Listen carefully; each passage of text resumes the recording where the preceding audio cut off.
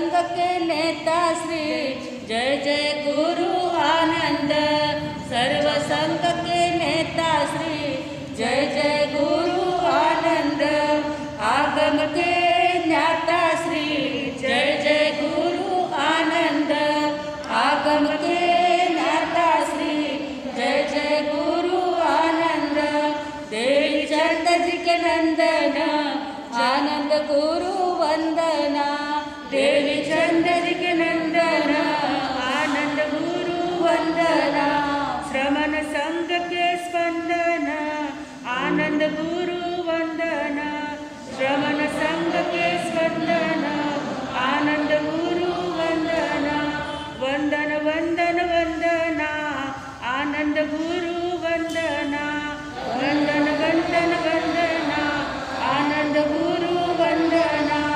तोड़े कर्म के बंधन नमो नमो गुरु आनंद। तोड़े कर्म के बंधन नमो नमो गुरु आनंद। जीवन शीतल चंदन नमो नमो गुरु आनंद। जीवन शीतल चंदन नमो नमो गुरु आनंद। भक्तों के भगवान श्री जय जय गुरु आनंद। भक्तों के भगवान श्री जय जय गुरु आनंद। 36 गुण से युक्त है जय जय गुरु आनंद। 36 गुण से युक्त है जय जय गुरु आनंद। पुण्य उदय से पाए गए द्वितीय पट्टधर आनंद। पुण्य उदय से पाए गए द्वितीय पट्टधर आनंद। उज्ज्वल धर्म पाने को प्रेम से बोलो जय आनंद। उज्ज्वल धर्म पाने को प्रेम से बोलो जय आनंद। वंदन वंदन वंदना आनंद गुरु वंदना। बोलो वंदन वंदन वंदना आनंद गुरु वंदना। तुलसा माता नंदना आनंद गुरु वंदना। तुलसा माता नंदना आनंद गुरु वंदना। वंदन वंदन वंदना आनंद गुरु वंदना। वंदन वंदन वंदना आनंद गुरु वंदना। ध्यान मूलम गुरुर्मूर्ति पूजा मूलम गुरुपदम। मंत्र मूलम गुरुर्वाक्यम। मोक्ष मूलम गुरु कृपा। मोक्ष मूलम गुरु कृपा। अनंत उपकारी पूज्य वरों के चरण कमल में कोटिशा वंदन। अनंत उपकारी जन जन के आस्था केंद्र आचार्य सम्राट गुरुदेव पूज्य श्री आनंद ऋषि जी महाराज साहब के पावन स्मृति में शतशः अभिवादन। वर्तमान आचार्य डॉक्टर शिवमुनि जी महाराज साहब, युवाचार्य पूज्य महेंद्र ऋषि जी महाराज साहब, प्रवर्तक पूज्य श्री कुंदन ऋषि जी महाराज साहब के चरण कमल में कोटिशा वंदन। तपस्वी रत्न पूज्य किशन मुनि जी महाराज साहब, श्रुत स्थविरा प्रखर व्याख्याता गुरुनी मैया डॉक्टर पूज्य धर्मशिला जी महासती जी के पावन स्मृति में शतशः अभिवादन। उपस्थित धर्मप्रेमी भाइयों, करुणामूर्ति माताओं तथा बहनों, आनंद सप्ताह का आज दूसरा सूर्योदय उदित हो गया। आज का दिन है ध्यान दिन। आज ध्यान सभी को करना है। ध्यान के 4 प्रकार है: आर्त ध्यान, रौद्र ध्यान, धर्म ध्यान और शुक्ल ध्यान। आर्त ध्यान और रौद्र ध्यान तो शायद दिन भर चलता ही रहता है। इन 4 ध्यान में से एक ना एक ध्यान तो दिन भर चलता ही रहता है। बिना ध्यान का कोई व्यक्ति ही नहीं है। आर्त ध्यान में कितो काम पड़े है, अजूनपर्यंत काम करनो बाकी है, यो आवनो बाकी है, वो लावनो बाकी है। ये सारा आर्त ध्यान है। या कोई व्यक्ति अपने से बिछुड़ गया, उसके वियोग में भी अर्थ ध्यान होता है और ये सबको होता है। 4 ज्ञान के धनी गौतम स्वामी भी अर्थ ध्यान कर बैठे कि नहीं कर बैठे? गौतम स्वामी को भी अर्थ ध्यान हो गया था। तो अर्थ ध्यान होना स्वाभाविक है, लेकिन उसकी तरफ चिंतन करना, कंटिन्यू उसको ही देखते रहना, तो फिर वह अर्थ ध्यान हमारी दुर्गति कर देता है। कुछ अर्थ ध्यान होने लग जाए तो मन को कहीं जप में, कहीं वांचन में, स्वाध्याय में लगा दिया तो वह अर्थ ध्यान धर्म ध्यान में बदल जाता है। अर्थ ध्यान को धर्म ध्यान में बदलने की कला सीखनी चाहिए। बाकी दुनिया में तो सभी लोगों की यही हालत है कि वो इष्ट योग, जो अच्छी वस्तु प्राप्त हो जाती है तो खुश हो जाते हैं और इष्ट वियोग में दुखी हो जाते हैं। इष्ट योग मिल जाए तो सब खुश खुश हो जाते हैं, परंतु इष्ट वियोग में दुखी होते हैं। इष्ट का वियोग हो जाए या अनिष्ट का संयोग हो जाए। अनिष्ट यानी जो व्यक्ति अच्छा नहीं लगता है और वही आपके घर में आ जाए, जिस व्यक्ति से आपकी दुश्मनी है और वह व्यक्ति आपके घर में आकर के बैठा है, ऐसे समय में मन में क्या अर्थ ध्यान चलेगा? यो कभी जाएगा कि नहीं मालूम है। होता है क्या ऐसा कभी? तो ये अर्थ ध्यान तिर्यंच गति में लेके जाता है। अर्थ ध्यान हमें तिर्यंच गति में लेके जाता है और अर्थ ध्यान यदि बहुत ज़्यादा बढ़ गया तो वह रौद्र ध्यान में परिवर्तित हो जाता है। रौद्र ध्यान यानी अभी इसको झगड़ा करके निकाल देना चाहिए, अभी इसको मार करके निकाल देना चाहिए, इसको गालियाँ देनी चाहिए, इसके साथ में गलत व्यवहार करना चाहिए। इसके घर में जाते हैं तो पानी का ग्लास तो भी पूछते हैं क्या? यहाँ आके 4-4 दिन बैठ जाते थे। और जब अंदर में इतना गुस्सा आ जाता है तो वह अर्थ ध्यान रौद्र ध्यान में बदल जाता है। कभी कभी तो वह रौद्र ध्यान इतना बढ़ता है, इतना बढ़ता है कि सगे भाई का खून करने में भी डरते नहीं थे। ऐसा रौद्र ध्यान भी बढ़ जाता है। इसलिए ये आर्त ध्यान और रौद्र ध्यान को छोड़ करके हमें धर्म ध्यान और शुक्ल ध्यान करना है।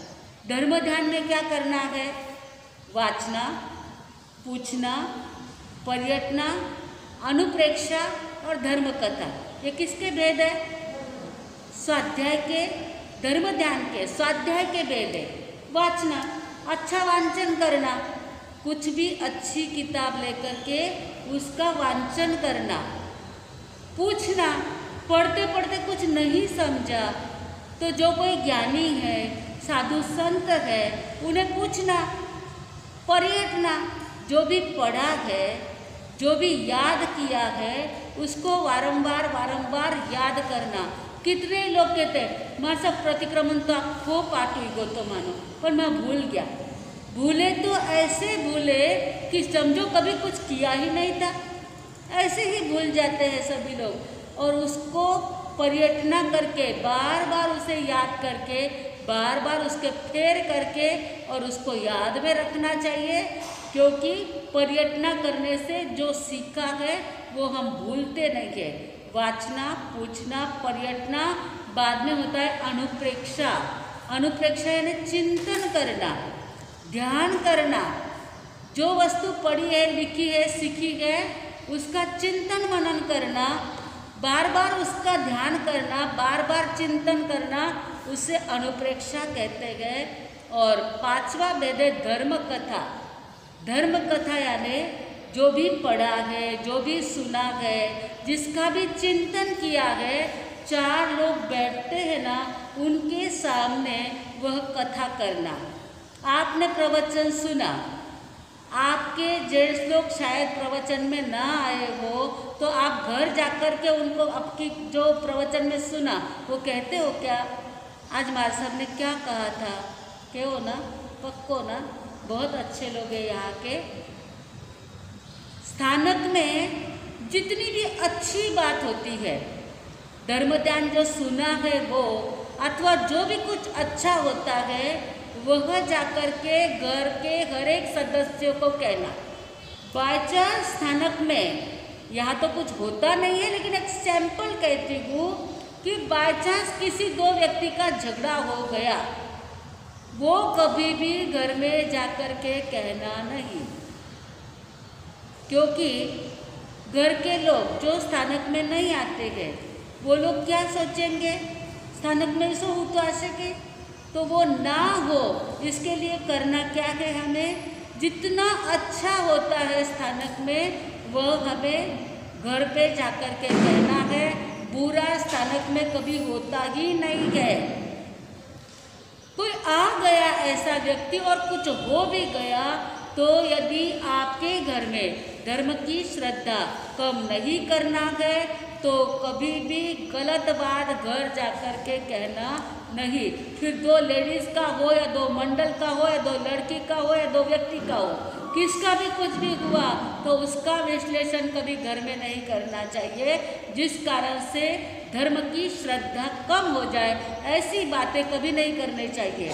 चार लोग बैठते हैं तो सारी दुनिया की बातें करती है, किरा घरे कई हुई हो, दो जन की कोई बात नहीं करते हैं, स्वयं की और सामने वाला स्वयं की बात नहीं करता। दो व्यक्ति इकट्ठी होते हैं ना तो तीसरे की बात करते हैं। यदि आपने पचकान ले लिए कि दो व्यक्ति के सिवाय तीसरे की बात नहीं करना, तो दुनिया की सारी बातें खत्म हो जाएगी। हुईला कि नहीं हुईला? दो जन इकट्ठे होते तो बातें किससे करते हैं? तीसरे की बात करते हैं। अच्छी हो बुरी हो, अच्छी तो कम लेकिन बुरी ज़्यादा होती है।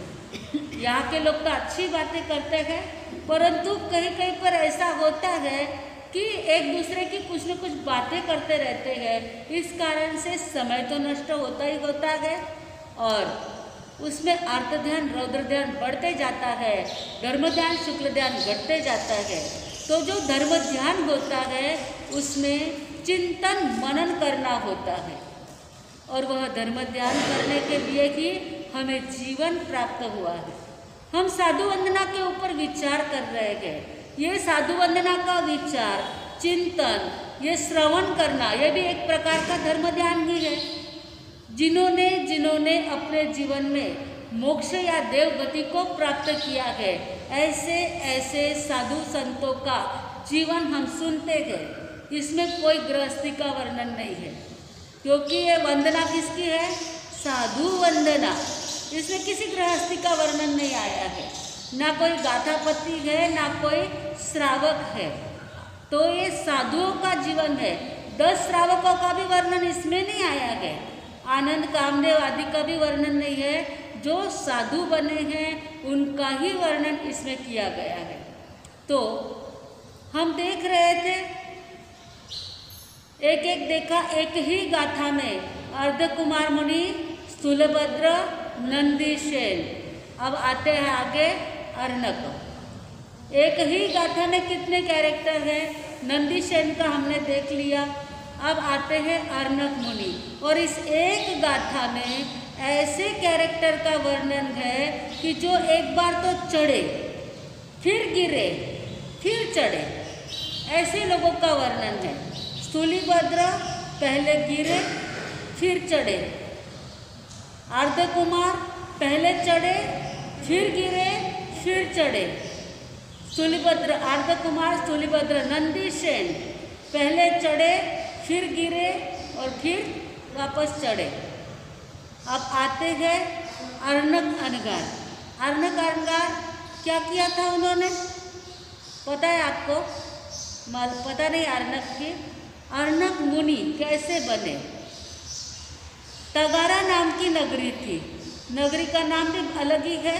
तगारा नाम की नगरी थी, वहाँ दत्त श्रेष्ठी रहते थे। और वे दत्त नाम के पिता का नाम, अर्णक मुनि के पिता का नाम दत्त था और माता का नाम भद्रा था। सब प्रकार से संतोषी जीव थे और संतोषी नर सदा सुखी। इसलिए वो पति पत्नी एक पुत्र, धन वैभव भरपूर था, एकदम संपन्न घर के थे और नगर के अंदर बड़े प्रतिष्ठित थे, श्रेष्ठ व्यक्ति थे। एक बार पड़ोसी के घर में एक छोटे बच्चे की मृत्यु हो जाती है। बच्चा सबको बहुत ज़्यादा प्यारा होता है और ऐसे होनहार बच्चा जो अत्यंत प्यारा था, जो अत्यंत सुंदर था, जो अत्यंत गुणवान था, ऐसा बच्चा जब गुजर जाता है तो घर के लोग अतिशय अर्थ ध्यान करते हैं। ये जो दत्त श्रेष्ठी है वे दुनिया के दुखों को देख नहीं पाते थे। वो पड़ोस में जाते हैं, घर के लोगों को समझाते हैं, जो हुआ उसको होने को तो कोई टाल नहीं सकता है, आप शांति रखिए, आप धर्म ध्यान में मन लगाइए, बहुत समझाते हैं। दूसरे के दुखों को दूर करने के लिए दत्त श्रेष्ठी हमेशा चिंतन मनन करते रहते थे, रोज समझाने को जाते गए।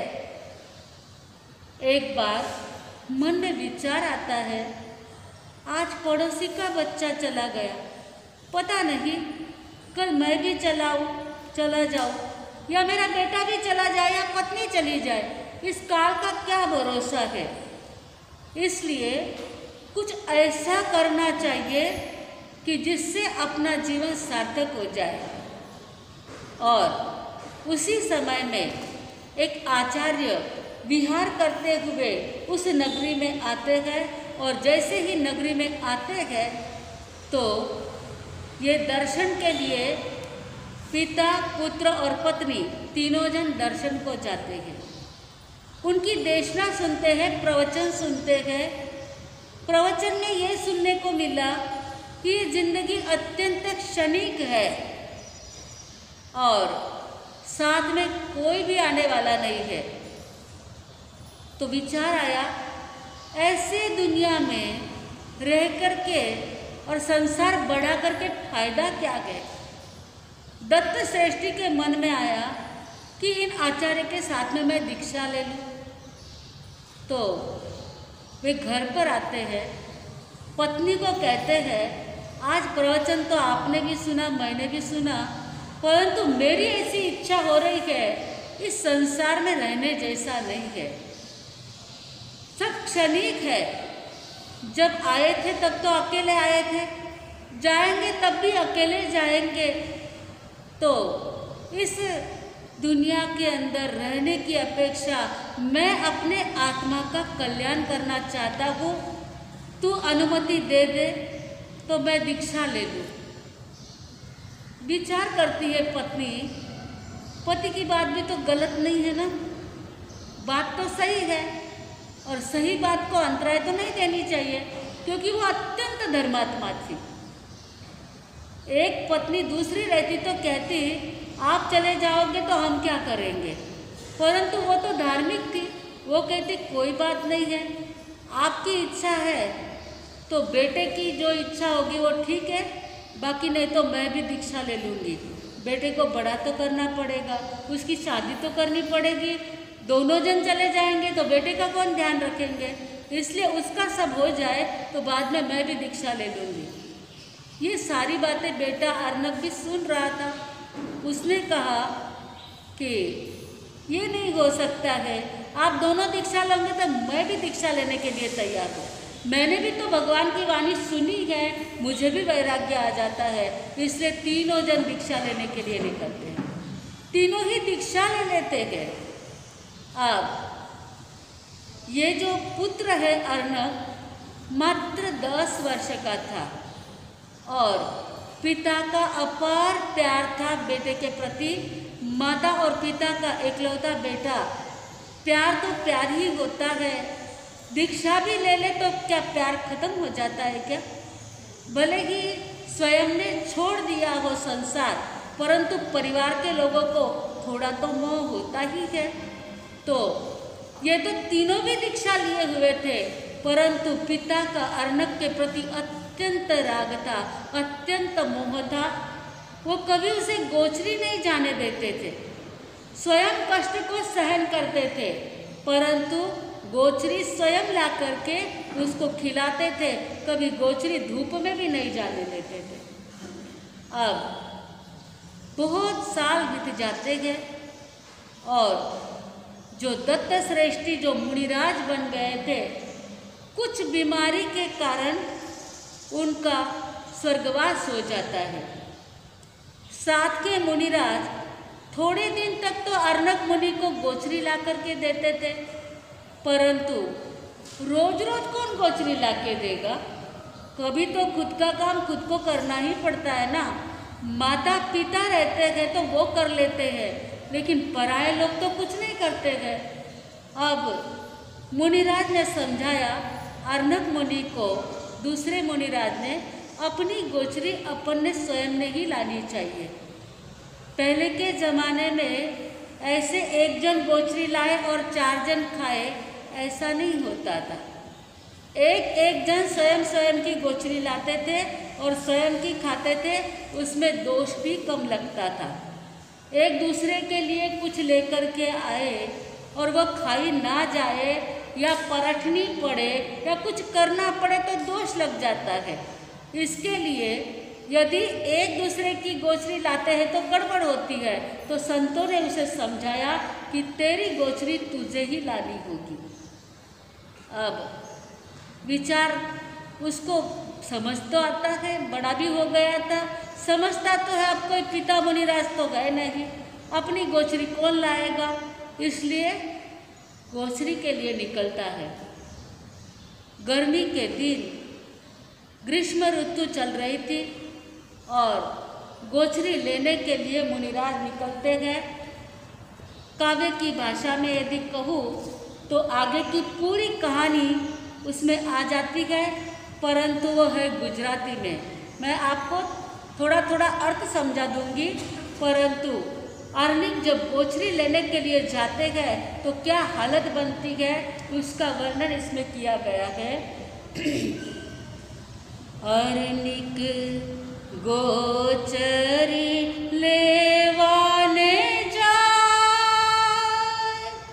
अर्निक गोचरी लेवाने जाए, धरती धक धक थाय, कंठ तृषाती सुकाय, तोय चाल्या सुकोमळ अनगार,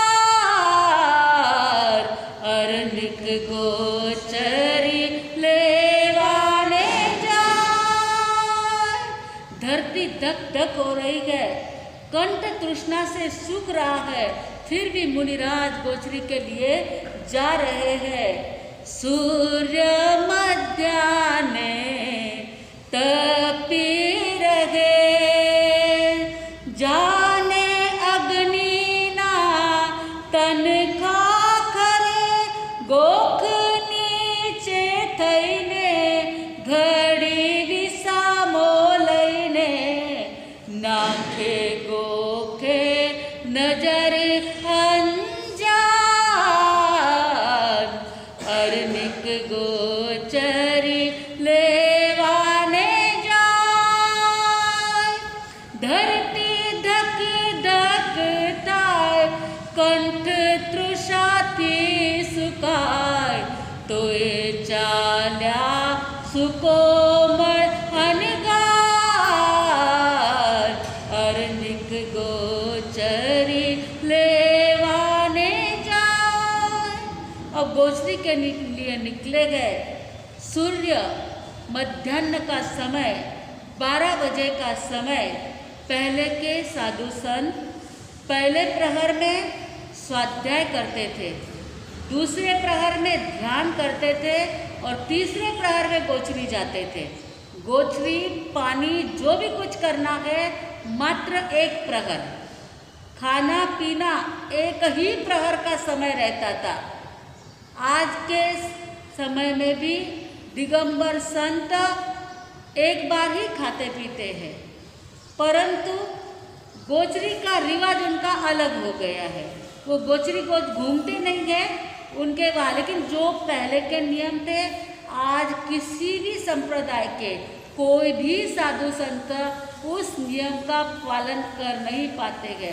हर एक साधु संत सूर्योदय होते ही पानी लेने के लिए निकल जाते हैं, नौकाशी आते ही खाना पीना शुरू कर देते हैं। परंतु पहले मात्र एक टाइम गोचरी की जाती थी, स्वाध्याय पहले प्रहर के अंदर स्वाध्याय और दूसरे प्रहर में ध्यान करने के बाद भी तीसरे प्रहर में गोचरी होती थी। आज स्वाध्याय तो सुबह पहले हो जाती है, दूसरे प्रहर में प्रवचन बोले तो वो भी एक प्रकार का धर्म ध्यान ही है, वो भी चालू हो जाता है। परंतु सुबह स्वाध्याय के समय में भी गोचरी चालू हो जाती है। नवकार्षी की गोचरी सुबह भी ले लेते हैं, क्योंकि शरीर संगयन संतान दिन दिन बदलते जा रहे हैं। उस कारण से आजकल कोई भी साधु संत रह नहीं पाते हैं। सुबह ही किसी को बीपी की गोली लेनी है, किसी को थायराइड की गोली लेनी है, किसी को कोई गोलियां लेनी पड़ती है तो खाना ही पड़ता है। वो शरीर संगयन संतान वैसे रहे नहीं गए। और पहले के साधु संत क्या सोचते थे, एक शरीर गया तो गया, कोई टेंशन की बात नहीं है। लेकिन आज पांचवा आरा चल रहा है। इस शरीर का ममत्व तो सबके पीछे लगा ही लगा है। परंतु अर्नक मुनिराज गोचरी को जा रहे हैं और धरती दोपहर के समय में तपी हुई है, जैसे अग्नि बरस रही है, इतनी ज़्यादा गर्मी है। और एक झरोखे के नीचे जाकर के खड़े हो जाते हैं, एक विश्राम लेते हैं और वहाँ पर अचानक उनकी नज़र ऊपर एक सुंदरी के पास में चली जाती है। प्रमदा को केती नजर करे, ए जीक्षणे भाव मुनि ना फरे, परस्पर नजारा मिले, प्रेम बान झिले, घायल हृदय बने बेसुमार, अर्निक गोचरी लेवाने जाए। जैसे ऊपर से वह सुंदरी देखती है और इनकी भी नज़र मिल जाती है। पहले तो धूप से तड़प रहे थे, घायल हो गए थे, कभी गोचरी लाने को गए ही नहीं, तो गर्मी का दुख क्या होता है ये पता नहीं। और बहुत छोटे थे तभी दीक्षा ले ली थी, तो कुछ भी समझ में नहीं आता था और पिता ने भी कुछ सिखाया नहीं, गोचरी कैसे जाना होता है क्या कुछ भी नहीं बताया था। पहली बार गोचरी निकले, हृदय घायल बना हुआ था और उस प्रमदा को देख करके और भी वो घायल हो जाते हैं। प्रमदानी प्रीति प्यारी लागे, संयम निवात अकारी लागे, छोड़ो साधु नो वेश, डंक नहीं लवलेश, एने वसाव्यो फरी संसार, अर्निक गोचरी लेवाने जाए। अब वह गोचरी लेने के लिए गए थे, परंतु उसको अब प्रमदा की प्रीति प्यारी लग गई, वह सुंदरी का प्रेम उसे प्यारा लग गया और संयम अत्यंत दुष्कर लगने लग जाता है और उन्होंने वापस संसार बसा लिया, यानी वो वहाँ ही रहने लग जाते हैं। अब ये साधुपना तो छोड़ दिया है और आराम से झरोखे में बैठ करके पहले चौपट वगैरह कुछ खेलते हैं ना, ऐसा खेलने लग जाते हैं। और इस बाजू जो साथ वाले मुनिराज थे वो ढूंढने के लिए जाते गए, ये अर्नक मुनिराज गए कहाँ, गोचरी को गए तो गए, वापस आए ही नहीं। ढूंढ रहे लेकिन कहीं पर भी मिलते नहीं है। तब माता को पता चल जाता है, जो माता भद्रा माता ने भी दीक्षा ली हुई थी उसे पता चलता है और वो विचार करती मेरा अर्निक गया कहाँ। चारों ओर लोगों को भेजते गए, लेकिन जो अंदर रूम में जाकर के, जो महलों में जाकर के बैठ गए हैं, ऐसे रास्ते पे कहाँ मिलने वाले थे। जिसने वेश ही बदल दिया है वो कैसे मिल सकता है। इस प्रकार से अब वह माता बहुत ज़्यादा दुखी हो जाती है और गोखे बेटी ने सोगटा खेले रस्ते माता नो पोकार पड़े मारो अरनिक बाल कोई बताओ पगतार एवो सुनियो माता के रोसार अरनिक गोचरी लेवाने जाए। अब वो तो अपनी पत्नी के साथ में मस्त आराम से सोकटे खेलते हैं। आप क्या कहते हैं उसको, सोकटे कहो, चल्ला सट कहो, जो भी कुछ कहो, वो खेल रहा है, आराम से रह रहा है। इस बाजू माता बेचारी रस्ते रस्ते घूम रही है, मेरा अर्निक कहाँ गया, मेरा अर्निक कहाँ गया। इस प्रकार से चारों ओर वह ढूंढ रही है। और ये खेलते खेलते अर्निक ने माँ की आवाज़ सुनी। अरे ये आवाज़ तो परिचित है, ये मेरी माता, ये मेरी साध्वी माता मुझे ढूंढ रही है। एकदम विचार आता है, साध सुनी ने नीचे उतरी पड़े माता ना चरणों माँ पड़ने रड़े। साध सुनी ने नीचे उतरी पड़े माता ना चरणों माँ पड़ने रड़े। मने माफ करो भूल्यो संयम प्यारो करे अंतर थी साचो पुकार अर्निक गोचरी लेवाने जाए। माँ की आवाज़ सुन करके एकदम होश में आ जाता है, मैंने क्या किया। मेरी माता रस्ते रस्ते घूम रही है, अर्निक अर्निक पुकार रही है। नीचे उतरते हैं, माँ के चरण में पड़ते हैं और रोने लग जाते हैं। हे माता, मैंने संयम का मार्ग छोड़ दिया, मेरी बहुत बड़ी भूल हो गई है। हे माता, तू मुझे माफ़ कर दे। और वह अंतर से पुकार करने लग जाता है, साचू ज्ञान थयू क्षण माखरे धग धगती शिला पर अनशन करे। साचू ज्ञान थयू क्षण माखरे धग धगती शिला पर अनशन करे।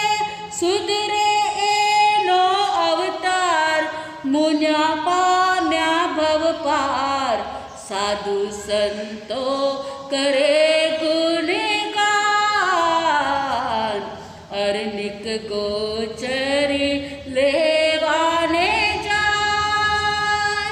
धरती धक धक ताय कंठ तृषाती सुकाय तोय चाल्या सुकोमल अनगार अर्निक गोचरी लेवाने जाए।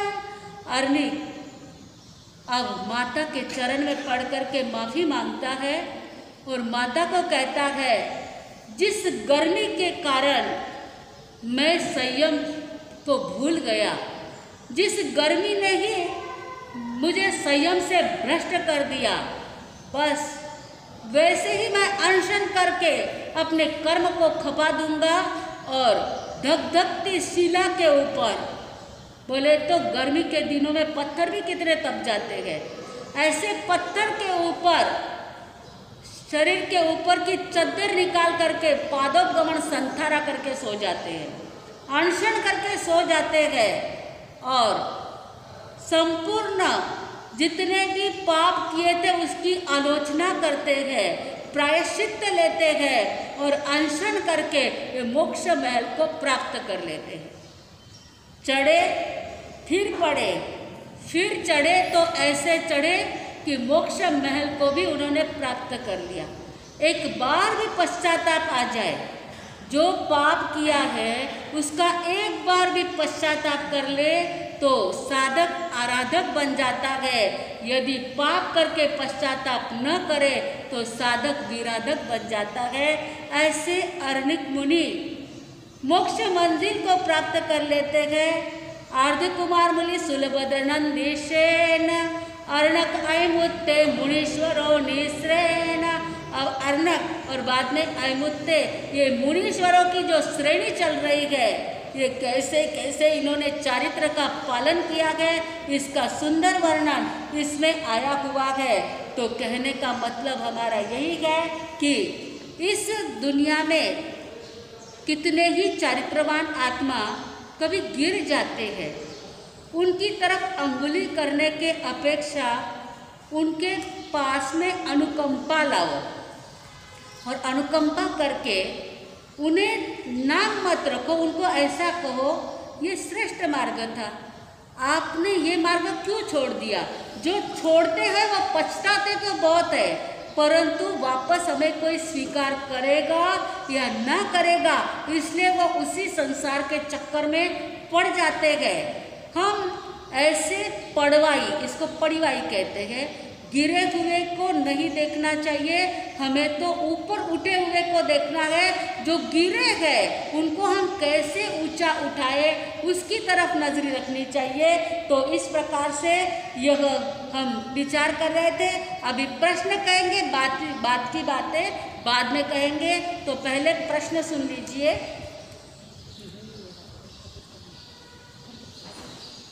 आज के प्रश्न है, भाइयों के लिए